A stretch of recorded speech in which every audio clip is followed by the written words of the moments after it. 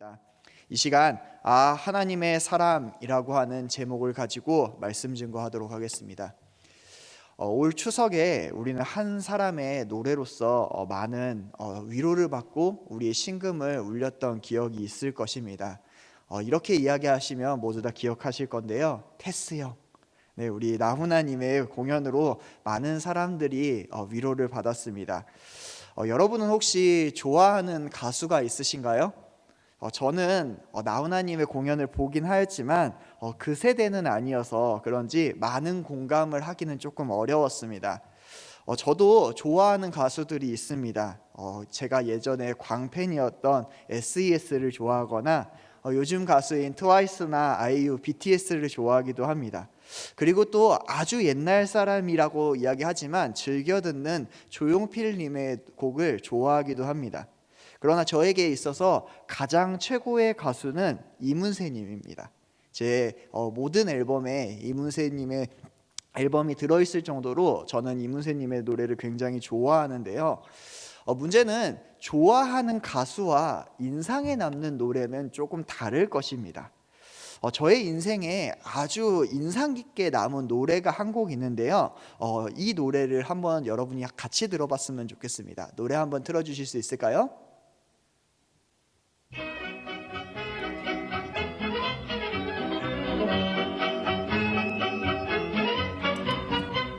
오빠는 풍각쟁이야 뭐 오빠는 심술쟁이야 뭐난 몰라 내 반찬 다 뺏어 먹는 건 난 몰라 불고기 떡고기는 네, 여기까지 듣도록 하겠습니다. 네, 이 곡은 우리가 일제시대에 있을 때 오빠는 풍각쟁이야 라고 하는 노래로 우리나라에 발매되었던 노래 중에 하나입니다.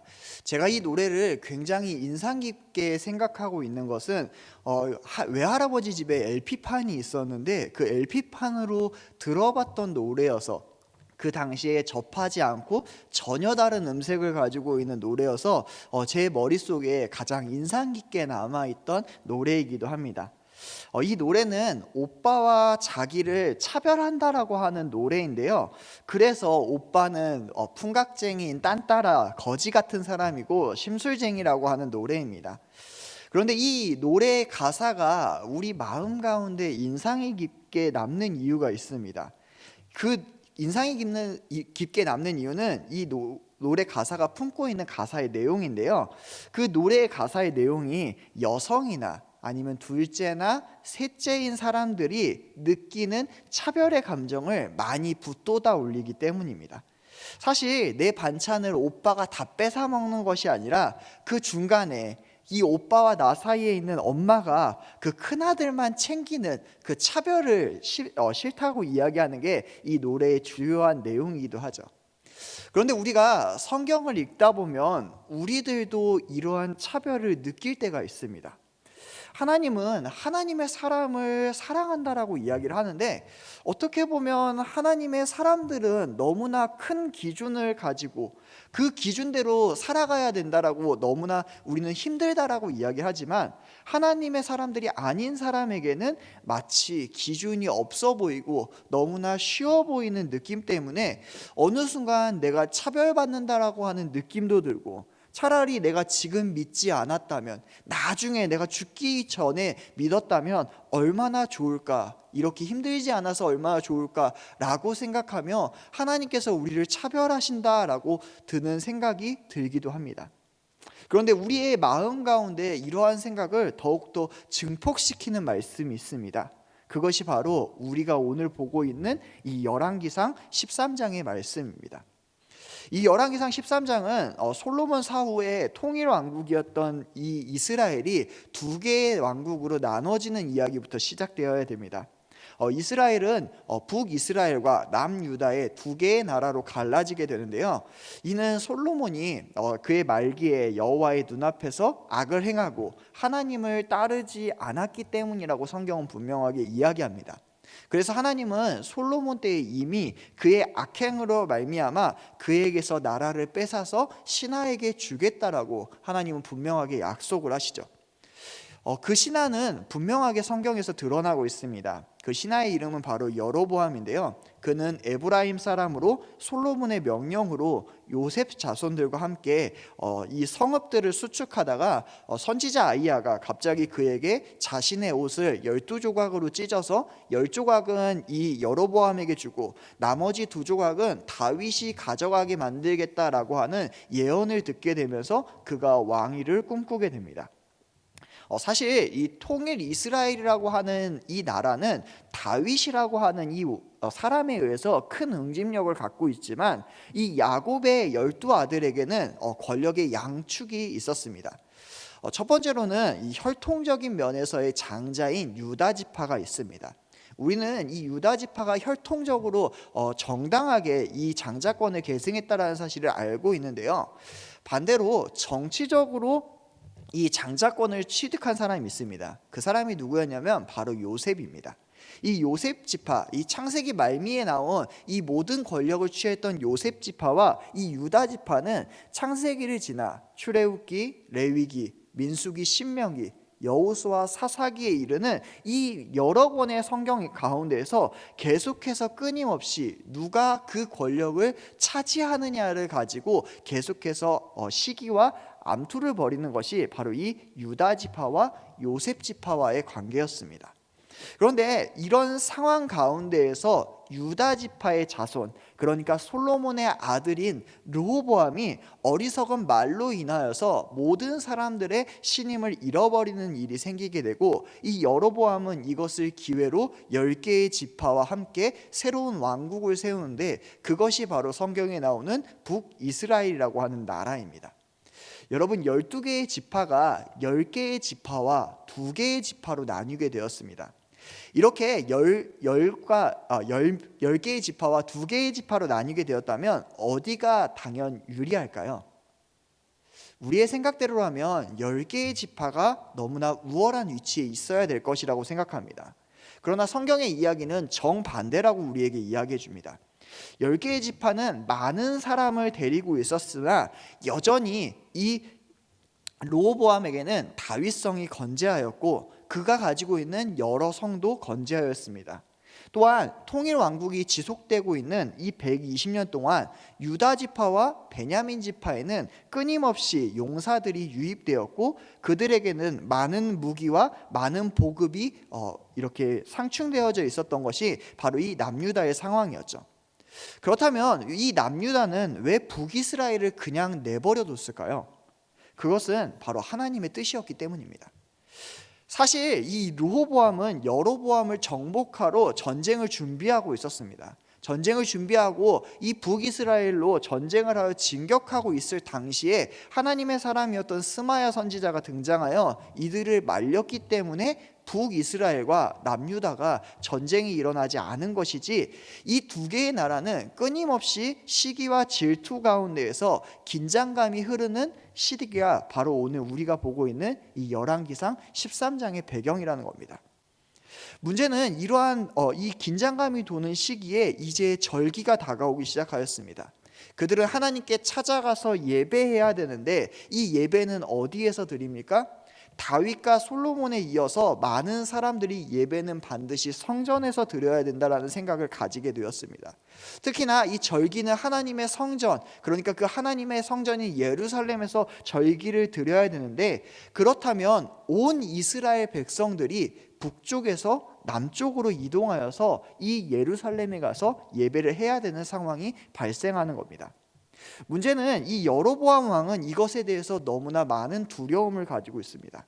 첫 번째로는 그들이 내려가서 다시 올라오지 않는 상황을 걱정하였고, 두 번째로는 이 가운데에서 많은 백성들이 이동하기 때문에 이 왕국이 무너져서 자신을 배신하는 사람이 나올까 봐 두려워하기도 하였고, 세 번째로는 그들이 참배하였다가 올라올 때 이 남유다의 첩자들이 숨어서 북이스라엘로 넘어온다면 그 나라가 멸망할 거기 때문에 그의 나라가 영원하지 않을 것 같아서 이 사람은 너무나 두려워하게 됩니다.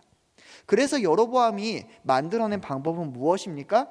하나님께 예배하러 굳이 예루살렘까지 가서 예배를 드리는 것이 아니라 우리가 예배 드릴 수 있는 가장 좋은 장소, 북쪽과 남쪽인 베델과 단에 예배 처소를 만들자라는 것이 여로보암의 방법이었습니다. 그래서 여로보암은 무엇을 만들까라고 하다가 출애굽의 상황을 생각해서 이 베델과 단에 금송아지 상을 하나씩 만들어서 백성들에게 이야기합니다. 너희가 예루살렘으로 내려가지 않아도 하나님께 예배할 수 있다. 이것이 너희를 그 출애굽 상황 가운데서 인도해낸 하나님이라라고 이야기하며 이 우상들을 섬기게 만드는 것이죠. 그리고 사람들이 예전의 추억을 떠올리면서 예루살렘으로 내려가는 것을 막기 위해서 이스라엘과 비슷한 절기를 만들어서 그 절기를 변경하여 사람들 기억 사이에서 예루살렘이라고 하는 것을 점차 지워가기 시작합니다.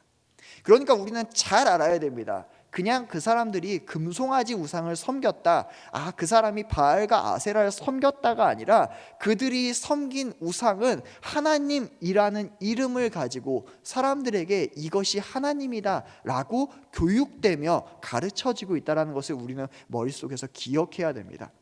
이들은 그 우상을 가리켜서 하나님이라고 이야기하며 제단에서 베델의 제단에서 하나님께 예배하고 있었습니다. 그런데 성경은 갑자기 화면을 이렇게 바꾸면서 유다로부터 하나님의 사람이 올라오는 것을 이야기합니다. 이 유다로부터 하나님의 사람이 올라와서 여로보암에게 예언을 하게 되는데, 지금 제사를 드리고 있는 그 제단 위에 이 다윗의 집에서 요시야라고 하는 왕이 나서 이 제단 위에 분향하는 산당 제사장을 제물로 불살라 버릴 거고, 그곳에 사람의 뼈를 제단 위에 불살를 것이라는 예언을 하게 됩니다. 그리고 이 예언이 반드시 이루어질 징조로 제단이 갈라져서 그 위에 있는 재가 쏟아질 것이라고 하는 징표를 이야기하죠. 이 말을 듣고 여로보암은 굉장한 분노를 가지고 있습니다. 자신이 지금까지 준비하고 자신의 왕국을 유지하려고 했던 방법이 한 사람으로 말미암아 모든 것이 망쳐지게 되었기 때문입니다. 그래서 그는 자신의 병사들을 시켜서 이 손을 펴서 그를 잡으라고 명하였을 때 오히려 하나님의 저주를 받아 여로보암의 손이 말라버리는 사건이 발생하고, 그때의 제단은 갈라져서 이 제단 위에 있던 재가 쏟아지는 상황을 우리는 마주하게 됩니다. 여로보암은 이 제단이 갈라지고 재가 쏟아진 사실을 본 후에야 자신의 손을 가리켜서 하나님의 사람에게 회복해 달라고 간청을 하게 되고, 하나님은 그에게 은혜를 주셔서 그 모든 손을 회복하게 만들어 주는 것이 오늘 성경의 앞장의 배경입니다. 이 모든 일은 여로보암에게 부어주신 하나님의 은혜이고, 여로보암은 이것으로 말미암아 하나님의 사람을 자신의 집에 초청하며 예물을 주고 그를 쉬고 가라라고 이야기합니다. 그런데 성경에서는 이 하나님의 사람이 굉장히 단호하게 이야기하는 것이 보여집니다. 그는 하나님께서 그에게 이 베델에서 떡도 먹지 말고 물도 마시지 말고 왔던 길로 되돌아가지도 말고 다른 길로 가라고 이야기했다고 이야기하면서 왕의 명령을 거부하고 그 앞을 떠나 다른 길로 유다로 내려가고자 합니다. 그런데 여기에서 또 한 번의 장면 전환이 시작됩니다. 이 장면 전환은 무엇입니까? 같은 베델에 있는 한 늙은 선지자로 갑자기 이 배경이 바뀌게 되는 것이죠. 이 배경이 바뀌면서 이 늙은 선지자는 자신의 아들들에게 오늘 왕에게 있었던 이야기를 듣게 됩니다. 물론 이 늙은 선지자라 칭하기에 이 선지자는 좀 거짓 선지자라고 우리가 생각할 수가 있습니다. 그런데 이 선지자를 계속해서 성경에서 늙은 선지자라고 이야기하기 때문에 우리가 콕 집어서 그를 거짓 선지자라고 칭하기가 조금 어려울 수도 있으니까 그를 계속해서 늙은 선지자라고 칭하겠습니다. 그런데 만약에 이 늙은 선지자가 정말로 하나님의 참 선지자였다면 그는 여로보암의 우상 숭배를 책망했을 것이고, 자기 아들들이 그 제단 가운데서 참배하는 것조차 내버려두지 않았을 터인데, 그는 참 선지자가 아니었기 때문에 이 모든 상황을 아들들에게 듣고 이 우상 숭배를 말리지 않았다라는 것을 우리는 성경을 통해 알 수 있습니다. 문제는 이 선지자가 이 제단에 대한 내용과 왕의 손이 마르고 회복되는 일을 듣고 난 이후에 예언을 듣고 갑자기 하나님의 사람을 만나러 가는 일이 발생하게 되죠. 물론 이 사람이 어떠한 의도로 하나님의 사람을 만나러 갔는지는 나타나지 않습니다. 그러나 이 모든 정황을 살펴보면 저는 그가 선한 의도로 이 하나님의 사람을 만났다기보다는 악한 의도로 그리하였다라고 보는 것이 맞다라고 생각됩니다. 왜냐하면 그의 아들들이 베데드의 제단에서 벌어진 모든 일을 이 늙은 선지자에게 이야기를 해주었습니다. 근데 그 이야기에는 무엇이 포함이 되었냐면 이 선지자가, 이 하나님의 사람이 베델에서 먹고 마시는 것을 하나님이 금하셨다라는 사실이 분명하게 포함되어져 있다는 것이죠.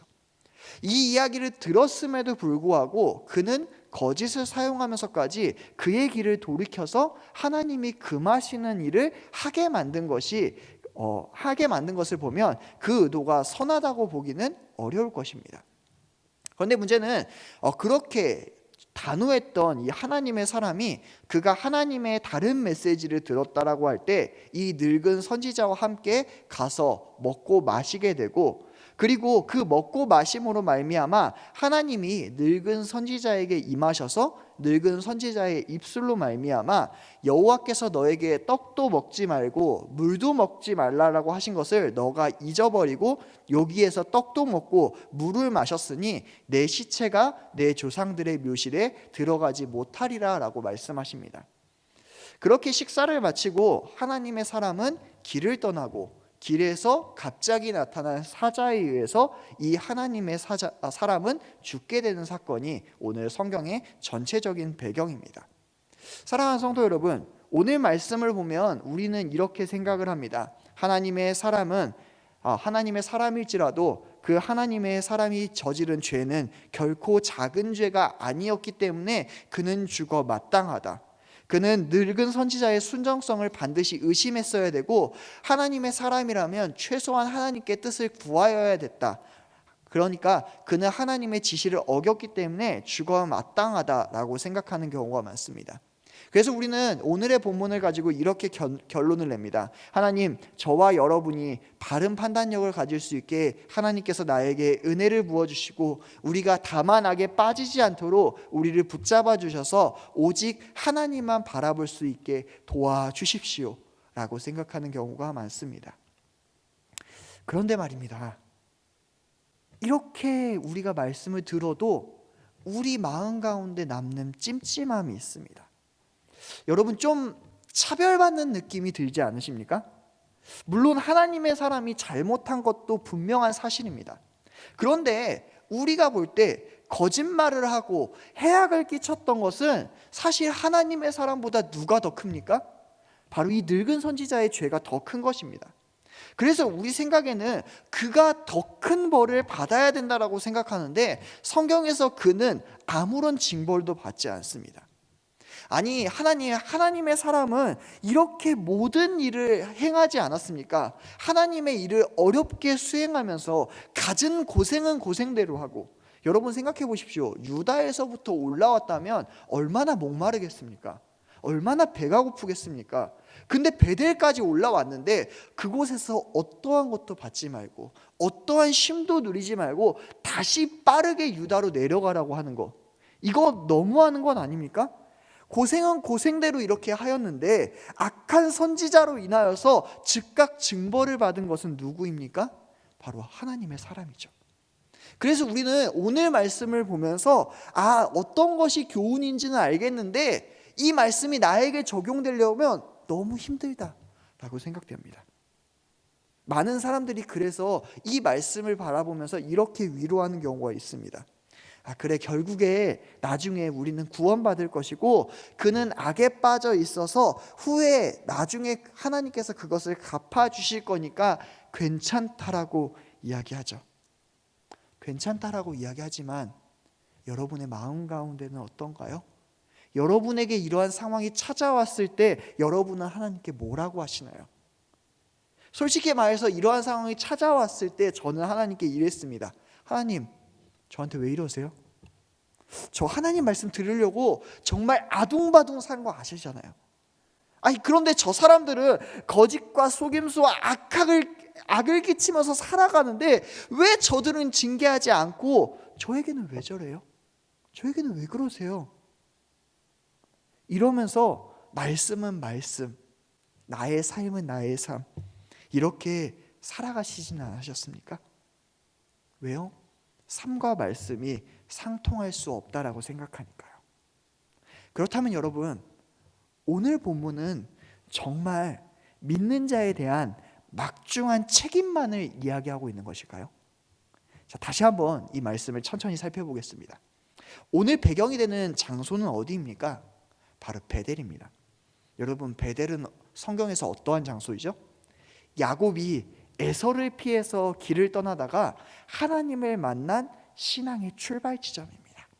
그리고 그가 다시금 아버지의 집으로 돌아올 때 그 하나님을 다시 만났던 신앙의 부흥의 상징이자 회복이 일어났던 그러한 상징적인 장소가 바로 베델입니다.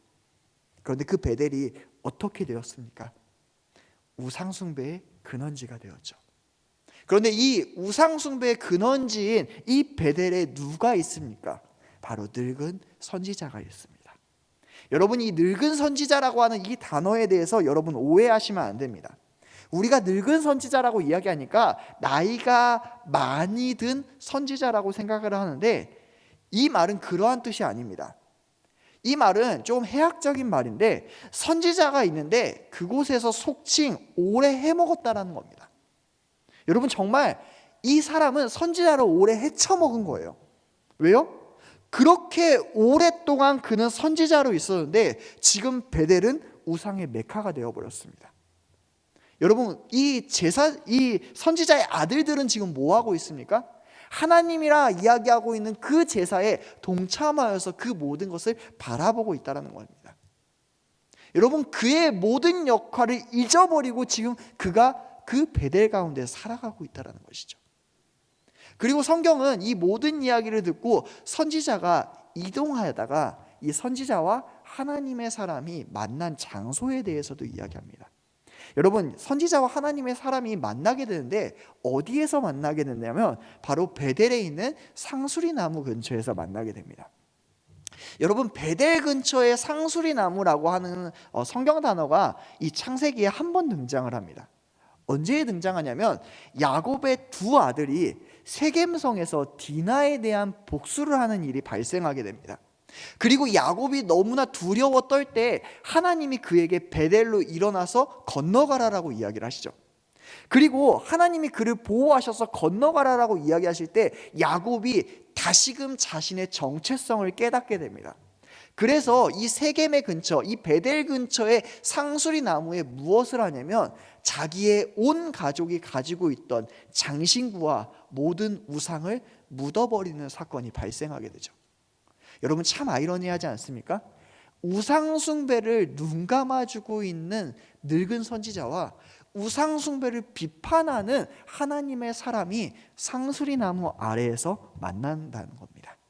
그것도 어디에서요? 베델의 상수리 나무에서 만났다는 겁니다. 이 늙은 선지자는 그래서 하나님의 사람에게 끊임없이 자신의 집으로 가서 떡을 먹고 물을 마시자라고 이야기하죠. 여러분, 그런데 참 독특하지 않습니까? 우리가 생각할 때 이 13장에서는 하나님의 사람에게 다른 것을 물어봐야 될 것 같은데, 아니면 무언가 예물을 줘야 된다라고 생각을 하는데, 여기에서 계속해서 끊임없이 왕과 이 늙은 선지자가 이야기하는 것은 우리 집으로 가서 떡을 먹고 물을 마시자라고 이야기합니다. 여러분, 왜 계속해서 이 떡 먹고 물 먹는 이야기가 왜 등장하게 되는 걸까요? 사실 이 떡을 먹고 물을 마시는 것은 이 히브리 사람들에게 굉장히 중요한 단어입니다. 왜 중요한 단어냐면 이것은 식탁 교제에 대해서 이야기를 하는 겁니다. 여러분, 히브리 사람들은 식탁 교제를 할 때 자신과 손님의 상을 철저하게 구분합니다.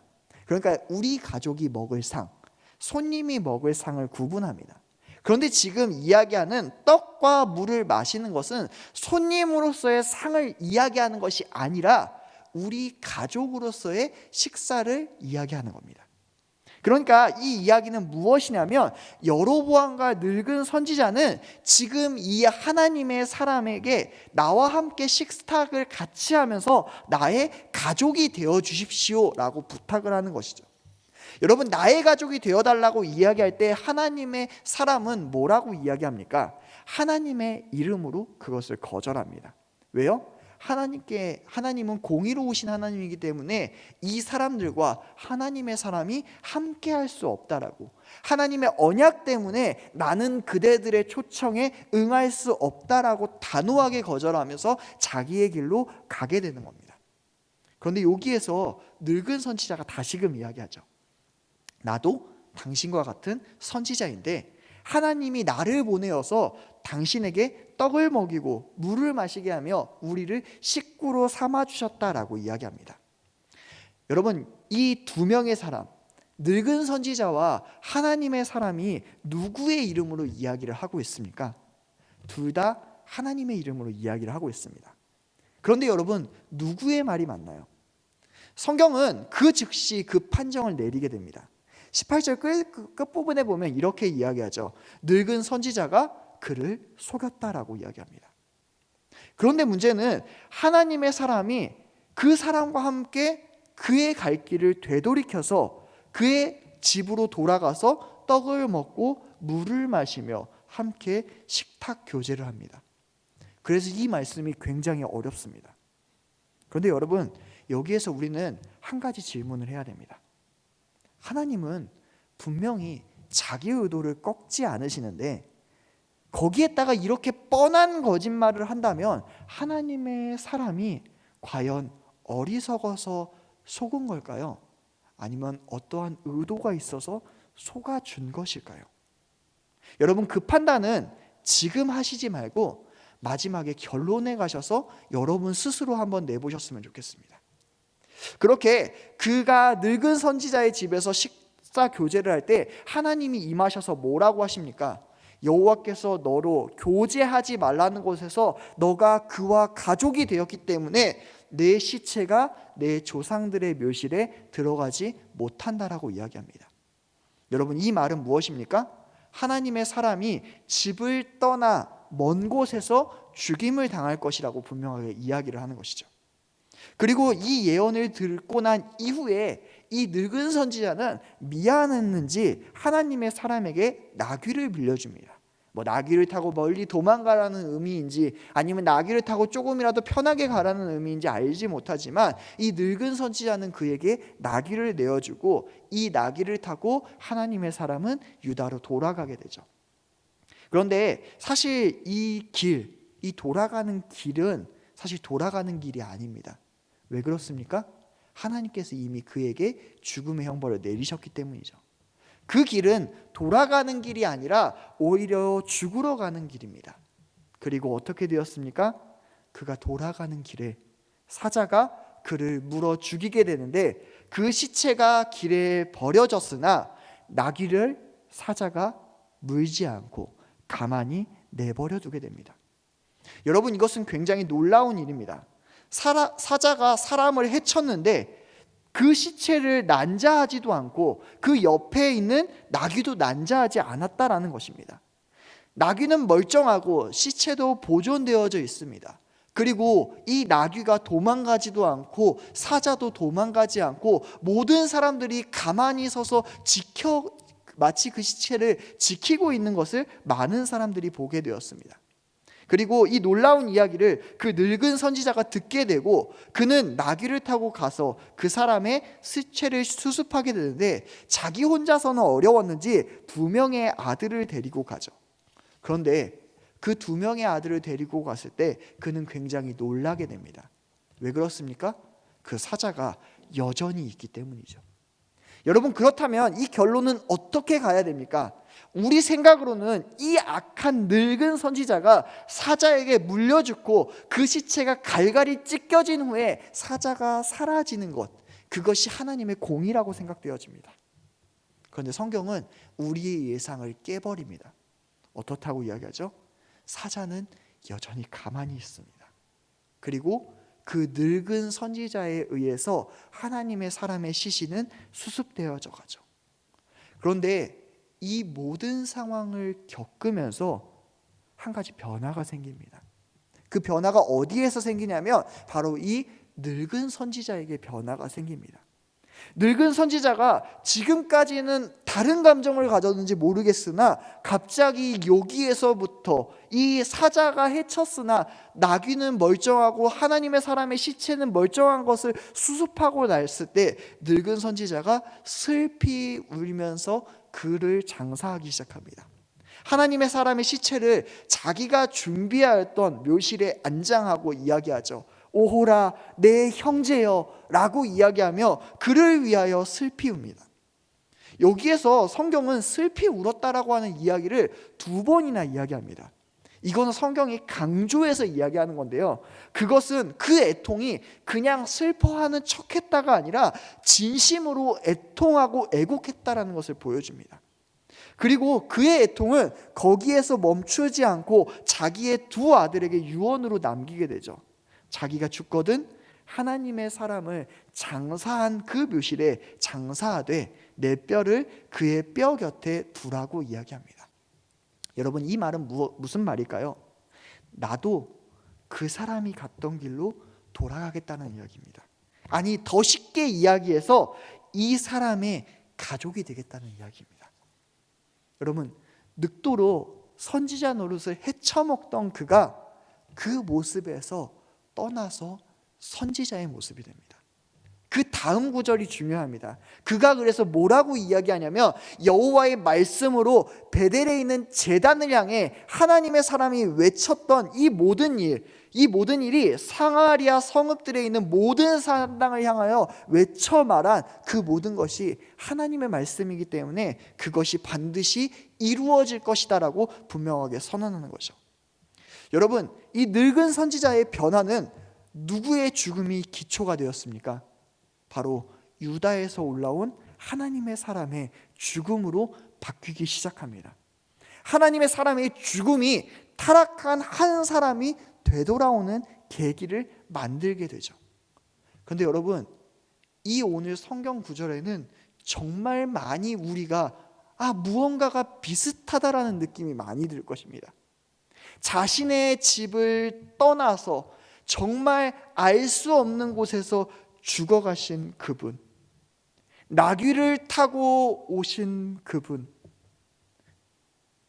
예수님은 예루살렘에 입성하실 때 그 가는 길이 바로 죽음으로 가는 그 길이었습니다. 무엇을 타고 가셨습니까? 나귀를 타고 가셨습니다. 자신의 하늘 왕국을 버리시고 그 집을 떠나서 우리와 함께 식구 되심으로 말미암아 그는 왕궁에서 편안한 그 삶이 아닌 이 땅 가운데 와서 고난과 고통을 받으시고 죽음의 길로 가신 예수 그리스도의 죽음을 예표하는 본문입니다. 자, 그렇다면 아까 물었던 질문을 여러분에게 다시 하겠습니다. 여러분, 이 하나님의 사람은 속은 걸까요? 속아주신 것일까요? 우리의 죄로 인해서 공의로우신 하나님은 우리와 함께 교제할 수 없었습니다. 성경은 우리의 모습을 늙은 선지자라고 이야기하지 않습니다. 우리의 모습이 어디에 등장합니까? 우리의 모습은 33절과 34절에 등장하고 있습니다. 33절에 우리의 모습은 어떻다고 이야기합니까? 우리는 하나님의 말씀을 들었지만 여전히 여로보암과 같아서 그 길에서 더 악을 행한다라고 이야기하죠. 우리는 하나님의 사람이 아니라, 늙은 선지자가 아니라 여로보암과 같아서 하나님을 찾지도 않고 악한 길을 떠나지도 않는다라고 이야기합니다. 그래서 예수님이 이 땅 가운데 오셔서 우리와 같은 이 모습으로 오셔서 그는 무죄임에도 불구하고 나를 위해서 십자가에 달려 죽으셨다라는 것이죠. 예표와 달리 하나님은 죄가 없으심에도 불구하고 자기 자신을 내어주셔서, 그러니까 자기 자신을 내어주셔야지만 우리가 사니까 십자가에 자기를 내어주심으로 말미암아 나를 사셨다라는 것입니다.